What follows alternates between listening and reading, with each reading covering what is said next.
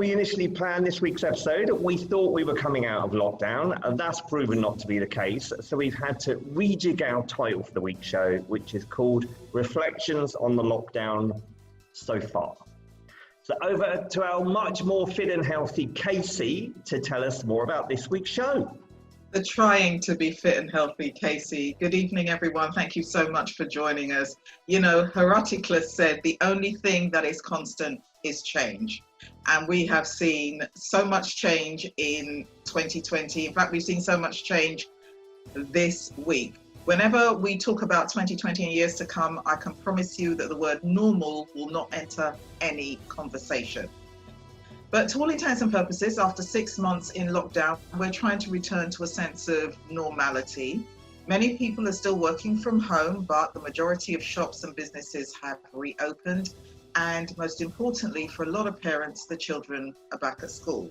So what is this new normal? Well, as Stephen mentioned earlier, we thought we were out of lockdown. It turns out we're not quite, but we're still wearing masks. We're still continually washing our hands, and now it's, as of today, there's no more than 6 in a gathering, but even this rule will be changed subject to, I don't know. All we know is that things will change. For many people, the uncertainty of this lockdown, being isolated from family and friends, especially if they've been sick in hospital or even dying, has been awful. For most of us, it's been a time of anxiety, grief, depression, and confusion. I have made no secret of the fact that I thoroughly enjoyed the peace and quiet of this lockdown. And a lot of that enjoyment came from the fact that Stephen persuaded me to do this show in this format. So Stephen, thank you so very much. The lockdown also helped me kind of sit down and look at my life and work out who and what was important and what wasn't. I got some stuff done in the house. I got rid of a lot of junk. And for the most part, the weather was good. So I enjoyed sitting on my balcony, watching the world go by as it did, very quietly and very non-trafficky. But every cloud has a silver lining. I'm always a glass half full kind of girl. And I believe that this pandemic has given us the opportunity to make positive changes, not just for ourselves and our friends and family, but for this planet as well. This devastating event, and it's nothing short of devastating, brought out the very, very best in us, and we came together like never before. So in this time, which is still very uncertain, still very challenging, we're going to look back at just some of the good stuff that helped us get through this pandemic. We're going to look at how we coped, how it affected us, whether or not we coped, and moving forward, seeing what changes we want to see. You know, one thing that was definite in this pandemic is that the milk of human kindness flowed through us all. And hopefully, Stephen, it will continue to do so. Thank you so much, Kate. I love the fact you said this new normal seems to change every other week, because I'm saying nothing else, but it's been like being an episode of Big Brother sometimes, isn't it? Where you have to do the stupidest thing and it makes no sense. But without a doubt, this lockdown has truly been a remarkable time, and it's been a remarkable year. Each and every one of us has been affected by this lockdown, but how have we reacted to it? Have we swum or sunk, or sink or swim, whatever the terminology is? This is what this show is going to explore, and we are going to be asking you, our live audience, to reflect with us. So as usual, we went out with our VoxPox crew asking, what have you enjoyed and what have you not enjoyed most about the lockdown? And this is what you said. So during lockdown, I liked the slower pace of life and not having to worry about the normal day-to-day things that you would think about, and also spending quality time with family that I wouldn't have had before without as many distractions. However, I didn't like the worries to my health as well as the health of the people I care about, and also I didn't like the uncertainty of it. No one knew what was going to happen when, and when the rules would change and what would happen at all. I enjoyed spending quality time with my family during lockdown, but I wasn't very happy that my university placement had to end early. What I've really enjoyed, if enjoy is the right word, about lockdown is being able to go to the supermarket and walk round without being in a crowd of people. And what I haven't enjoyed is not being able to go to the theatre, the cinemas, and to meet with friends. So the things that I enjoyed about lockdown was that we got some jobs done in the house, that things that you put off got done, so that was good. Things I didn't enjoy about lockdown was not knowing when it would end, not being able to see friends or people, and not going out. In terms of things I've enjoyed about lockdown, I think spending time with my family a lot more has been really nice, and seeing people that obviously I live with but obviously didn't see because, you know, a lot of people are working, but now being able to work from home, it's been really nice to spend time with them.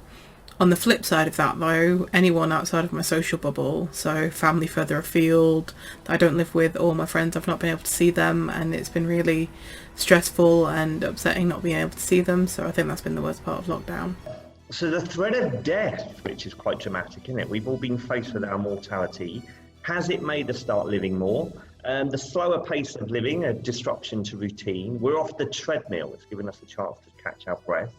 And I like the lady that said she's got all those home improvements done. And appreciating time with family and friends. I know my sister has absolutely loved this time. Her, you know, my beautiful nieces, her daughter's 18. They seem to fly the nest, and she's been able to spend nearly the year with them watching Marvel and Star Wars films. So yeah, so let's ask our audience now what they've most enjoyed and not enjoyed about the lockdown. Who should we go to first? Let's go to Giselle. Yeah, I think I agree with everything that was said in those interviews. It's the family further afield that sort of kind of breaks my heart that I can't see them because my mother is an older lady, so she's staying in. I try not to think about it, but the positive things were, again, there's 3 of us in the house and working from home. That meant I get to see them. I'm usually here by myself. I had more time to write and explore writing more because I didn't have the demands of my usual life. But yeah, it's the constant fear of, have I washed my hands? Has the person who's just come through my door washed their hands? You know, we live in rare and unusual times, and, you know, I find that very stressful. I had very bad days and I had more good days than bad days. Yeah, no, I'm not like that sense of distrust that it's created. When you see it in people's eyes, when you're on the tube or even, you know, sort of waiting for an elevator and the door opens, people are like, and it's above the mask, isn't it? They're like, oh, God, have you got the lurgy kind of thing? And and then an NHS professional did say at the very beginning that I was talking to, just saying that there's going to be a lot of mental trauma long after this, where people just are going to still be in that state of fear, and it's not going to leave them when we come out of lockdown. So yeah, no. I mean, having the nice news on a Monday has been really good because it's defined the week a bit more. Right, it is Monday. And, you know, the speakers that you've had on, I personally have gained a lot out of it. And I think that's really helped to remind me of things I'd forgotten to do with energy healing and stuff like that, and introduce me to new stuff, which has really helped in time of lockdown. So thank you both. Brilliant. Thank you. That's why we did the show, weren't it? Yeah. We realised we need to counter the negativity and the fear that was there. Oh, thank you for that, Giselle. We'll come back to you in a bit. Let's go to Rachel now. So what I've enjoyed particularly during this lockdown is my time to myself. I'm a spiritual person, as everybody knows, so I've had more time to dwell on my spirituality, my inner self, what I am. This COVID hasn't affected me at all because I believe that I'm covered with the precious blood of the Lord. And I believe that I'm safe and I'm protected in his arms. He's got me in the palm of his hand. So for me, this was actually a time where I needed to, you know, just get to know myself. And I had loads of fun. I live in a lovely building, so there's a cinema room. I watched some movies, which I've never had the time to watch because I live out of a suitcase. I'm a model. I travel every second month. I'm on the go. So this has been, this has been a good time for me. I mean, honestly, it's been a time where I've discovered a lot about myself. So thank you, God. So it's been playtime. You've had a laugh. That's I've good, isn't it? had a laugh. I've had prayer time. I've had. What you said about, your faith in a higher power, spirituality, we're going to look at that in a few weeks' time, because that's really interesting, I think. This is when, loads of people say they're spiritual, but this has tested it, hasn't it? What is your mental resilience? What are the tools that you've got in your kit? Yeah. How do they come into play when it's something like this? And I think it's all about the mindset. It's all about you believing in it, you having faith in it, you having patience that this too will pass. Like Kay just said, there is a silver lining. After every storm, there's always a silver lining. You've just got to, in the storm, you've got to say, well, that silver lining is coming. Thank you. We're going to come back and continue this discussion. But first, it's time to go over to Kay for some nice news.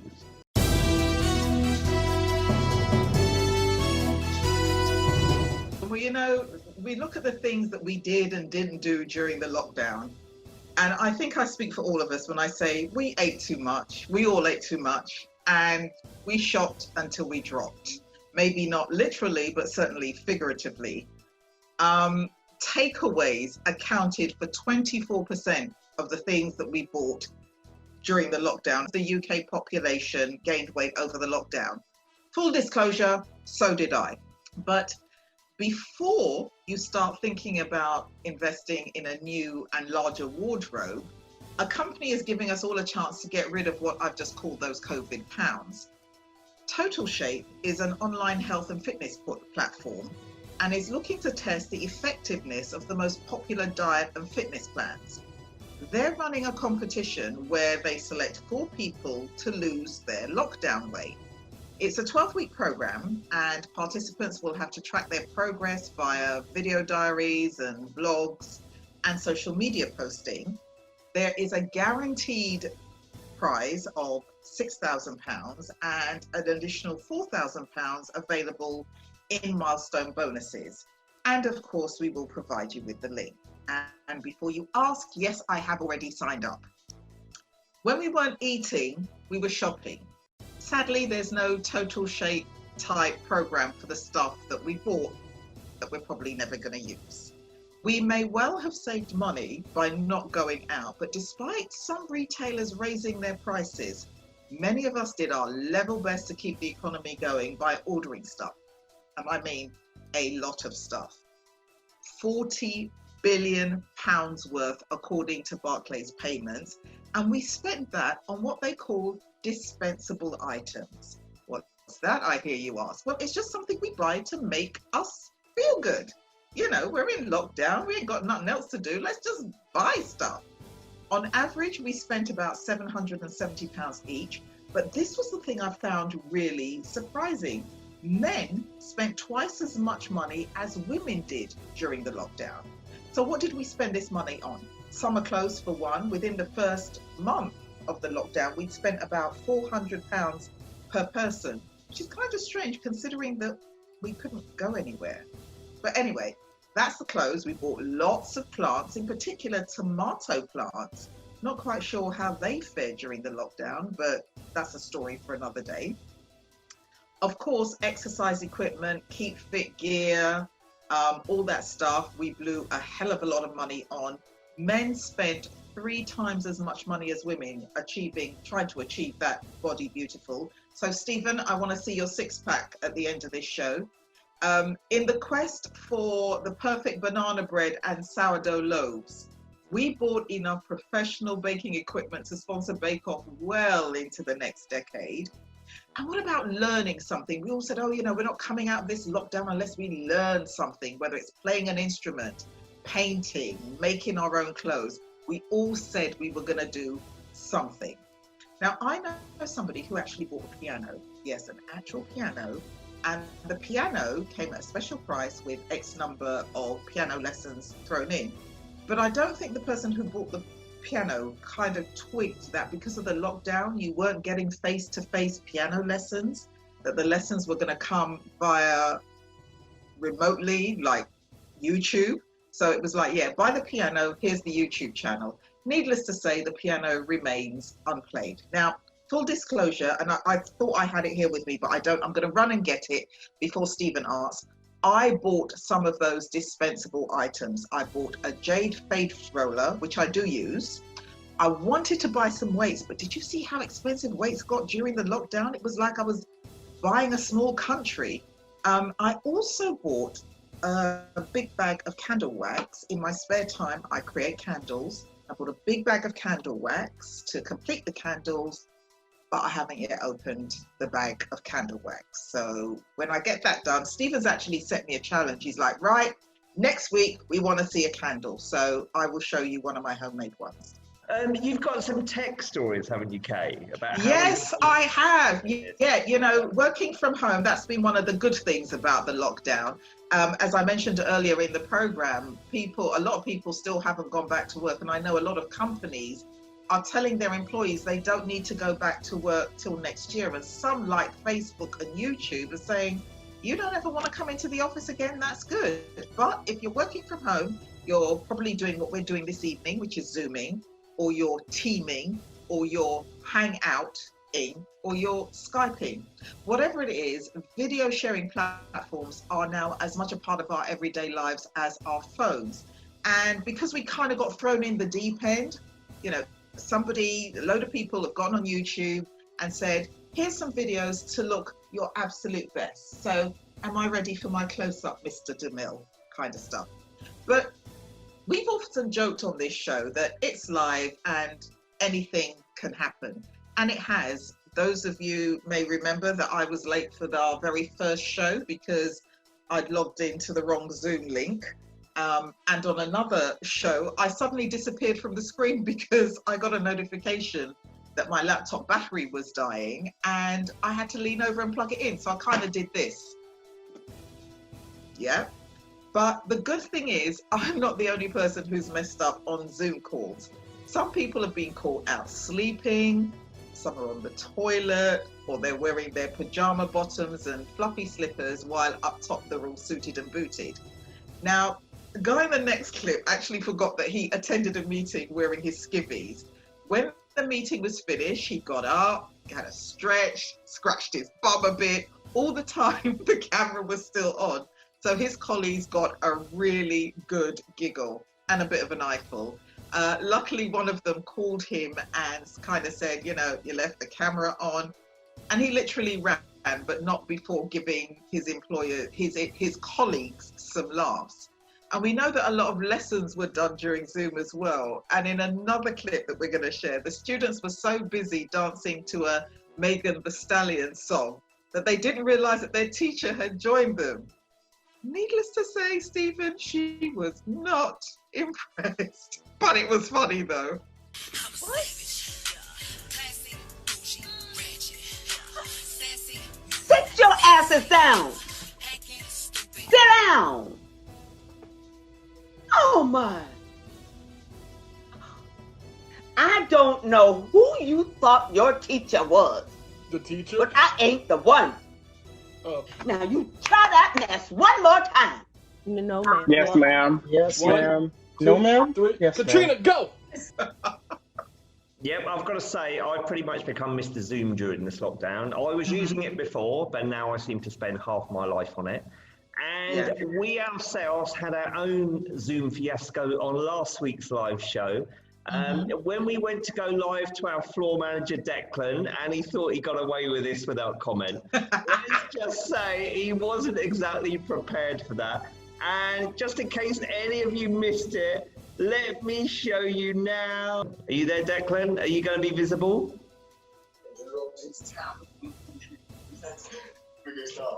Oh, is it? Everyone's in What are you up to, Declan? So, how did that feel? Do you normally do meditation? No, I've never tried it, but it does sound interesting based on what I've heard tonight. Right. You didn't see that one coming, did you, Declan? No, he didn't. Is he wearing clothes now? Are you wearing Oh, clothes he now, is. Declan? He's definitely clad. Yes, Declan. Yeah. You thought you got away with it, didn't you? Yeah. You don't know me well enough. And Declan, don't think that because I was off sick last week, I did not hear about this. I heard about this. I was like, I leave you guys alone for 5 minutes, and you're appearing naked on the show. What is this? What is this? You were a blank box the whole episode, and now we know why. And now we know why. Thank you for the laughter. Thank you for the memory. Affected me personally because I haven't been able to do things that I used to do before lockdown. Because I used to do. I train karate, and I couldn't do it whilst for lockdown. I think lockdown's affected me in both positive and negative ways. Negative being that I was constantly worried and felt quite isolated at times. But positively, I think it's made me feel lucky to have the people and the things I have around me, because I know some people have been in much, much worse positions than I have. So it's made me appreciate things a lot more.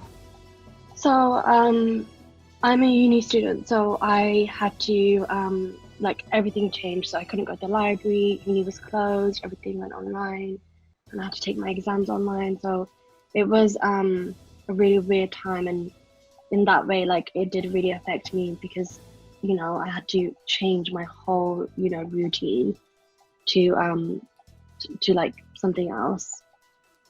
How lockdown has affected me most, I think, is waking up in the morning and not knowing whether I'd be seeing anybody, what I need to do to keep me occupied, and basically being on my own a lot of the time. I'd say that lockdown affected me kind of positively. I realised that I wasn't leading very healthy lifestyle choices, so I changed that. So from lockdown I have been exercising 5 times a week, and just making healthier choices in the food I eat. Certain ways I think it has affected my resilience because it's been a struggle to keep going on and obviously getting the work done and making sure that you're being strong enough for your family and everyone else while this is going on. So I think in terms of being able to deal with things, it's been a lot harder to do that when normal things come at you in the middle of a pandemic.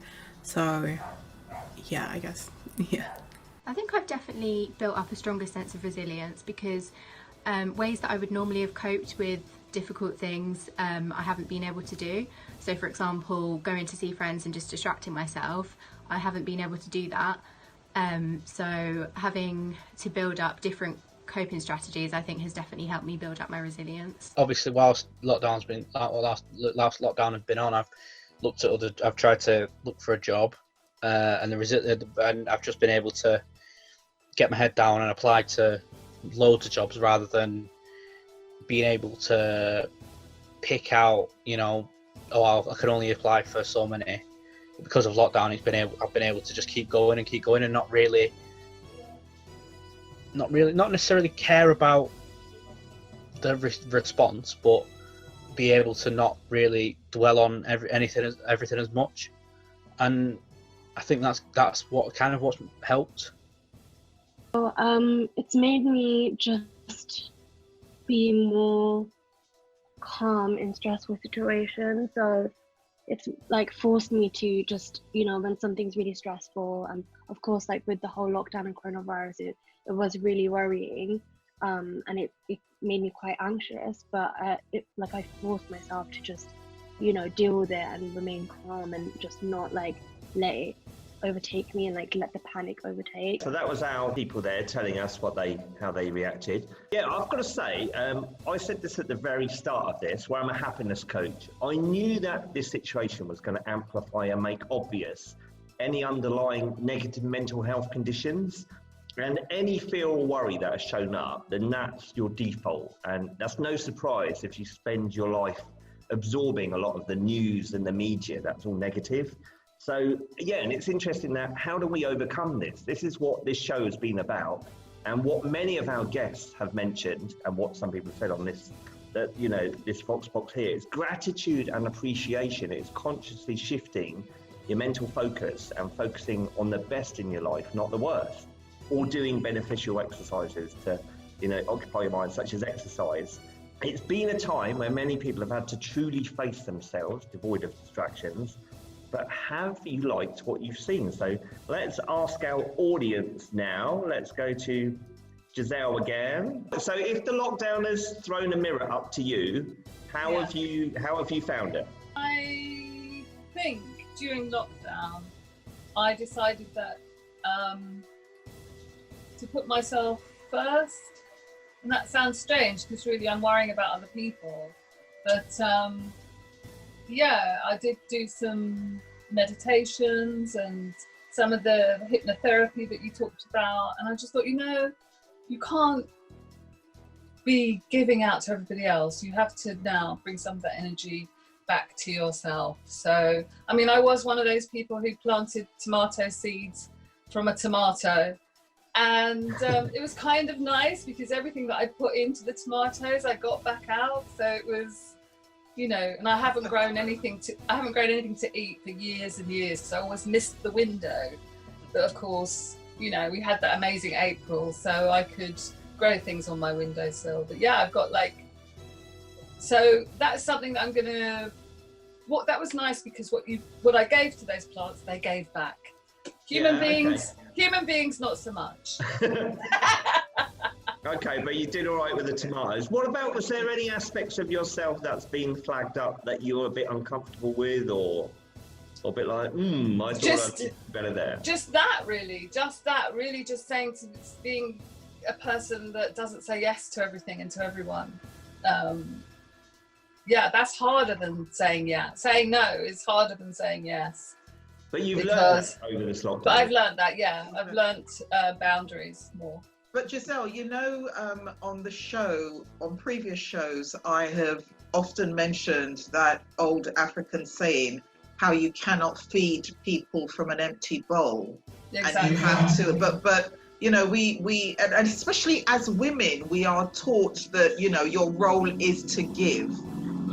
And I think that, you know, listening to you say, I had to learn to say no. For me, I had to learn the cutoff point. I have no problem saying no, but I believe in giving second and third chances, where really and truthfully, some people only deserve one. And I had to be really brutal with that. And it's still something that doesn't necessarily sit comfortably with me, but I know it's in my best good to say, okay, you know what? I don't hate you, I don't wish anything bad for you, but you cannot be a part of my journey moving forward. And the only way that can happen is if you basically, you know, and there's nothing wrong with that. It's feeding you so that you can then give somebody else a better meal. I mean, I'm not really capable of the cutoff yet. What I'm capable of is saying things like, okay, well, we'll leave it there, and being able to, you know, back away. Yeah. And because, you know, I'm at a time in my life where the people around me have been around me a long time. Yeah, and those are the kind and that's what you want. The people that are around you now, as a friend of mine said some time ago, the people in my circle now, I expect to see them when they're planting me in the ground. And if they're not that kind of people, then they need not to, you know, not to be there. So yeah, get that totally get that.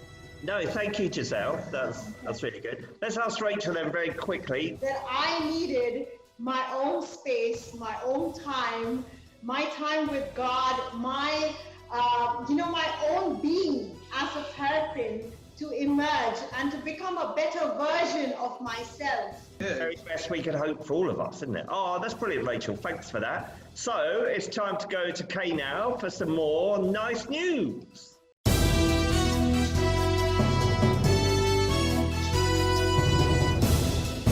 And this is where we're going to look at people who took lemons and made a business, basically. We were talking about feeding from an empty bowl. You know, there's another saying, you know, I love my sayings. Good things come out of hard times. And I know that it's been hard to see those good times, those good things, when the UK is heading for perhaps one of the worst recessions in living memory. Millions of people are facing job losses. And as I said, it's hard to see those good things. But the months of furlough and mass redundancies have inspired a whole new generation of Brits to set up their own online businesses. Now, startups are common during a recession. What normally happens is that people get redundancy money, and you normally see it in industries like finance, law, accounting. People get a redundancy payout and they go and do something completely different, like open a chocolate shop or become a yoga teacher. But online giant eBay recently reported that a staggering 335% increase in new startups on their site. Now, a number of business owners interviewed for this particular report said that they survived by moving their pop-ups and storefront businesses online. But still, that's a lot of people who decided to take a deep breath, realize that being an employee was not the thing to be doing. There is no such thing as job security, and they moved their businesses online. Men's clothing, this was what surprised me, men's clothing tops eBay's list of popular business categories. Fitness, beauty, and DIY are also popular. But what do you do if you are not going to start a business on eBay? A lot of people just have that aha moment. And Rick Kalinowski from the States was one such person. Like many Americans, he lost his job due to the coronavirus lockdown. So one day he's sitting in his garden and he's watching the squirrels running around in his back garden, and he has this aha moment. Why don't I build them a picnic table? Now, I don't know about you, but that wouldn't have been the first thing that came to my mind, but it did for Rick. Not only did he build the tables, but they're so popular online now that it's become his business. I can't even imagine how, well, for a start, I live in a flat, so I'm not quite sure what I'd do if I saw a squirrel on my balcony. I'd probably run. But, you know, that's what he's doing. And Stephen, that's how he's making his money. We, as we said at the beginning, we're looking for the good stuff out of this lockdown so far. And one thing that has shone through is the milk of human kindness. This pandemic has been awful, but we've had some wonderful examples of people just being wonderful to each other. Those stories have kept us going, and we featured some on the show, from a socially distanced dancing street to personal messages left for the dustbin men. Had loads of stories that have raised a smile in these awful times. We absolutely have to start with the true superheroes of this entire shutdown and pandemic, the global frontline healthcare community across the globe, literally and figuratively. They've put their lives on their lines, sometimes making the ultimate sacrifice to help save us. And our appreciation will forever know no bounds. In windows across this nation, pictures of rainbows appeared in support of the NHS. And every Thursday night at 8 o'clock, we stopped what we were doing to clap for them. I say clap, but people also banged pots and pans, drivers tooted their horns, all of the noise we could make to let our most precious of national treasures know just how much we appreciated their hard work and their sacrifice. I'm not gonna lie, the first night that on my road we clapped for the NHS, I was going live on Facebook. And I started recording, and I was giving a little narrative, you know, this is what we're doing for the NHS. And I became so emotional that I had to stop speaking, because otherwise I'd have started crying. And it wasn't just on the roads or on land, out to sea and even underwater, as our clips will show you. People were showing the most love for healthcare professionals. We had quarantined Italians singing opera and playing the saxophone from their balconies. You know, the lockdown meant that we couldn't go out, but it didn't mean that we couldn't have a good time, because DJ Nice had some brilliant Saturday night quarantine sets on Instagram. We were treated to performances of jazz, pop, opera, sing-alongs, and even the NHS staff had a song, people using their voices and instruments to keep us entertained. away from the music though is when we really, really came together. I know we've all been inspired by stories like Captain Tom Moore's fundraising walks around his garden that so far has raised over 30 million for the NHS. People who generally came together in their communities, helped neighbours and even strangers, picking up supplies, calling up for a chat, or even knocking on the door and having a socially distanced chat. I think kids should get a special mention here because so many of them, you know, kids get a bad rep because some of them can be a bit naughty, but here they came to the fore. They gave up their pocket money to buy essentials for vulnerable neighbours and frontline NHS staff. The ones who did kindness patrols to check if their at-risk neighbours were okay. And there was one Canadian boy that we featured a couple of weeks ago, Callahan McLaughlin. I had difficulty saying his name then. He set up a drive-by joke stand just because he said it was a hard time and he wanted to get some smiles on people's faces, Stephen. So we've done good. We've come together and done what we're supposed to do, shown who we truly are. I think this is absolutely amazing. I think when it is all like packaged next to each other, you know, this is what I said to Kay. This is what the show has been about. This is why we made it. Like, in a time of so-called seeming adversity, we need to stare that adversity in the face and conquer it with some nice news, some positivity, and just show how good humanity in this world is, despite the fact that the mainstream media is trying to tell us it's all going to pop. Yeah, and actually, when I first read those stories that Kay and Jonathan and our team put together, I shed a tear. It got me quite emotional. I thought, wow, this is big, and we've lived through this, and we've kind of history, isn't it? This has been amazing. So, and that's why I said at the beginning of the show, you know, we showed the milk of human kindness, and my wish for this whole thing is that we continue to do so. It shouldn't take a pandemic for us to be kind and nice to each other. But now that we've started, let's not stop. Please, let's not stop. The things that I found out about myself during the lockdown period was I prefer the routine of life. Going to work, doing the normal things every day. I missed all that. I think I did. I was surprised at myself at how well I managed to cope in the beginning when everything was going wrong and how quick I was able to adapt to a new form of living, and obviously being able to keep myself safe, my family safe. I think I was quite surprised at how well I managed to take it in my stride, but obviously as the months have gone on, things have changed, and because this is the new form of living, it's now taken a bit longer to adapt to. This isn't just a quick fix, it's going to take a lot longer.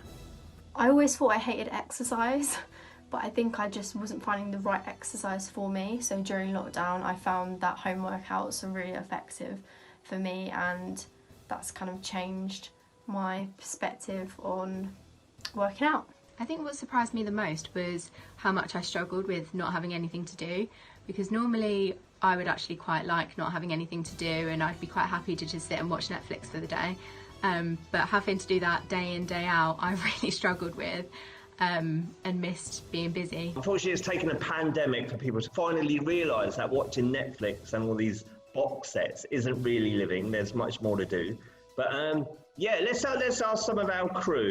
Well, I thought previously, before lockdown, that I wasn't much of a patient person, and if I never thought that this would happen in our country, but when it did, I was, for quite a while when it first happened, I was able to cope with it and felt as if it was quite normal, because previously I used to go to the gym 4 or 5 times a week, and then being able to not go at all, I thought it would really affect me, obviously not just physically but mentally as well, being stuck at home. But it didn't really affect me, and not going for months, I thought it would. So I felt that I was a much more patient person than I thought, and because it was out of my hands, I just had to cope with what was going on. So you just like embraced it and gone with it rather than mentally fought it. No, that's cool. And let's ask Jonathan then. Yes, I've had a lot of free time, so I guess I can do quite a lot if I put my mind to it, Because I was shielding for about 5 months from the start of April. Only literally got out of it the beginning of August. So yeah, I've literally just sat and watched TV, did the odd thing, but yeah, it's just definitely a lot more free time for myself. Stephen, before we go any further, this is the Jade Roller. I'm sorry, it's turned dark, so I'm trying to angle the light, but this part, you just basically roll it over your face like that. Kate, this isn't QVC. You asked to see it. Your packaging. Here's one we created earlier.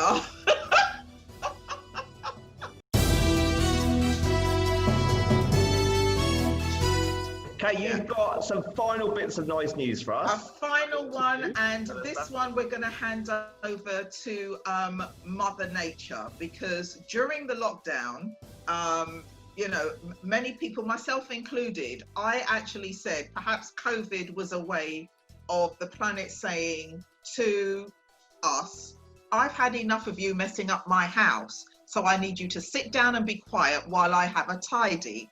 And this is basically what Mother Nature does. The lockdown gave her time to heal, and we were treated to some amazingly wonderful sights. Thanks to the lockdown, for the first time in 30 years, the Himalayan peaks were visible from India. Yeah, before that, all pollution. Mountain goats were seen wandering through a seaside town in Wales. And Italian Francesco Del Rio tweeted, "Boars are in the middle of my hometown." That's wild boars. Dolphins are in the port of Cagliari. Ducks are in the fountains in Rome. Venice canals now have clean water full of fish. Air pollution has dropped. Nature is reclaiming its spaces during quarantine in Italy and throughout the world. And I remember when the planes started flying again, the first time I saw a chemtrail, I was so annoyed, because I was just so used to looking up and seeing either natural clouds or blue sky. And then I saw an aeroplane with a chemtrail and I was like, really? I wasn't impressed. I wasn't impressed. No, I think this weather has been amazing, hasn't it? I've got to say, where you mentioned, you know, how the world is reacting, Deva, the astrologer that we had on the show a few weeks ago now, I think 3 weeks ago, before the show, I spoke to him and I was asking about, you know, what is this virus? What are the planets saying? And he said, spiritually, we've been suffocating the planet for years and it's finally started fighting back. And what have the symptoms of the virus been? It's been difficulty breathing. Yep. Yeah, and Mother Nature has had difficulty breathing for the last 50 years. Coming out of lockdown, and it will happen, I promised you that. So we've asked what lessons or changes you would like yourself and the world to take from this crazy situation. This is what our people said. Post-lockdown, I think I'd really like to see society be a lot more cleaner, I think is the best way to put that. In terms of caring about people's cleanliness, hygiene, especially illnesses in schools and things like that, where obviously cases can go up, and I think people just learning to be a lot cleaner, especially on public transport and things like that, because for myself as a clean freak, it's really just not nice to see people just sneezing and then wiping their hands somewhere. I think in society we'll learn to be like a cleaner society, which would be a lot beneficial. With the Black Lives Movement that happened during lockdown, and I would hope that that would still continue to be a big thing and people still speak about it and changes actually are put in place once lives go back to normal, like everyone goes back to normal. I'd hope that people still would be talking about this movement and they would, you know, implement change. Post-lockdown, I hope that we as a society take less things for granted, as now that we've had things taken away, to have them given back to us. Hopefully that will make us appreciate them more. And also I hope that society starts to reward key workers more. So like nurses and doctors, I hope that the government carries on with the plans that they have been, and starts to reward them more. After lockdown, I would really like people to be nicer to each other, more caring, and for the whole of society not to be afraid what's coming, all the time, and to look after the environment. And we need to be aware of climate change. So all the things that go with it. Yeah, I like the significance that this has given people, such as Black Lives Matter, NHS frontline workers. It is the normal people who are important, isn't it? Not the governments. We give them all our power. And I think we need to continue as people to shout all our significance and importance, not give that to governments in future. Well, Stephen, I have to say, as a woman of colour, I do find it amazing that I have to tell somebody my life matters because of the colour of my skin. We are all human beings. We all, and I know, you know, we all matter. But the fact that I have to say, as a person of colour, my life is as important as somebody else's in 2020 simply takes my breath away, and not in a good way. But, you know, it's the world we live in, and all we can do individually is try to make it better. And because we're doing this show, I think we're part way on the path to that. You've got to be the solution, not the problem, haven't you? That is true. Way forward, not moan about that is true. Justice and everything. Let's finally then go to our audience. Let's ask Rachel. Rachel, what do you want to take away from this? Hi, Steve. What I want to take away from this is I really want people to be more loving, more caring, more open to, you know, a lot of things that they can be open to, including spirituality. And I would like to say that spirituality has got nothing to do with religion. Just be good, be a good human being, learn to accept things for what they are, and, you know, learn to cope with things and know that there is an almighty God, there is the universe that will give back to you what you give to it. Thank you for that. We're going to look at spirituality in the next few weeks, actually. I think this whole, you know, so many questions and not enough answers. Yeah. And not enough answers. And let's ask Giselle. Is Giselle there? I think it was a great opportunity for me to explore my creativity and to come to terms with my talent and not be, you know, have the expression, nice expression for Kay, just, you know, taking the lampshade off the light. Thank you. That's a good one. That's brilliant. Oh, wow. Yep. So thank you for that. So, yeah, that is it then. So that is it for another show. Thank you for everyone who took part in today's show and our team of volunteers, Declan, thank you, Stephanie, Jonathan, that made this happen. Thank you again. Wonderful work. We couldn't do this without you. Thank just you, before Kay, we for go, 14 weeks of thank you, Stephen. Yeah. Stephen, I have to say this. When we first talked about doing Nice News in this format, because before I would just sit in a room, do a recording and send it off to Stephen, and Stephen's like, why don't we get on Zoom? And I was like, are you serious? I'm like, okay, thinking he was going to say, oh, let's do it in a month from now, and he's like, no, we're doing it next week. And I was like, but thank you so much, because this has helped get me through this pandemic. The fact that I know next week what our subject's going to be, I can do my research around it. I've learned so much doing this show from all of the topics we've covered, and I have you to thank for that, Stephen. So thank you. Thank you to our volunteers, John and Declan and Stephanie. Thank you so much. So I've got to say, all the research you do, I've benefited from that. I've got a meditation class happening where I live tonight as a result. Cool. As a result of your stories of last week's show that you weren't on. But yeah, yeah. I've laughed so much. I've loved this. I had no disrespect to people that have suffered, but I've absolutely loved this. Yeah. And if this could happen every year, I would vote for that, because it's been amazing. I've had such a laugh. But it just has to been wrap up good. So next week, as a progression from this show, we are looking at the happy topic of death. Yeah. We're faced with our mortality through this virus, so we thought this was the time to look at this.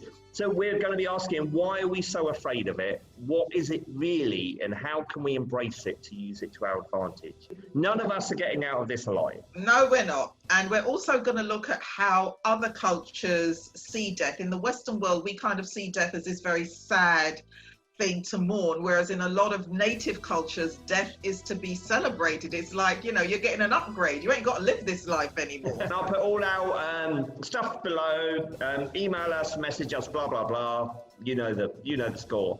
And yeah, join us next week then, live at 7 on Facebook. Have a brilliant week.